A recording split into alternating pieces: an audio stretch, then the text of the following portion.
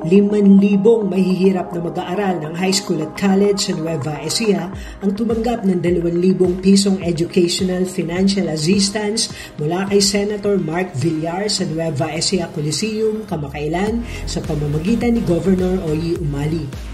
Today, we are reminded that every sacrifice that each and everyone goes through ay hindi mo masasayang. Sa gitna ng lahat ng problema, meron tayong Diyos na kakapitan. Kaya sa lalawigan ng Nueva Ecija, ramdam ko ang yakap ng Panginoon at lalong-lalo na ang mga taong tumutulong sa ating mga pamilyang Novosiano. Ramdam ko ang yakap at pagmamahal ni Senator Mark Villar. Ibinida ng nasabing senador ang pagsisikap ng gobernador para makuha ang 10 milyong national budget na ipinamahagi.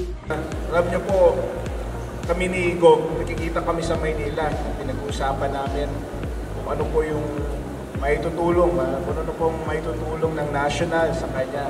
Kaya napakalaking concern sa kanyang mga estudyante. Kaya nakagawa siya ng paraan para mabigyan kayo ng karagdagang ayuda, suporta, dahil alam natin kung gaano kahirap po. Marami kayong mga gastusin, marami kayong kailangan bilhin. Kaya talagang tinabaho ni Governor po magkaroon pa kayo ng additional budget.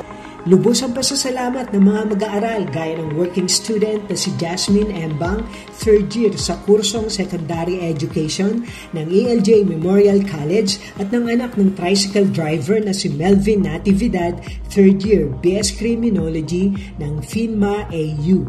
Maraming salamat po sa Alagang Umali kasi napakadami na po niyang natulong sa amin, especially 3rd year college na po ako ngayon na marami na po ako nakukuhang stipend po sa kanya. It's been 6 semesters na po ang nakukuha ko na every 2-5 na napakalaking tulong po sa amin. And especially po, thank you po kay Senator Mark Villar na nagbigay ng opportunity dito po sa Nueva Ecija para bigyan po kami ng allowance.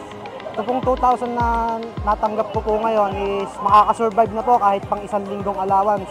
Dahil alam naman po namin na mataas din po yung bilihin. Kaya ito pong 2,000 na to is napakalaking bagay na po.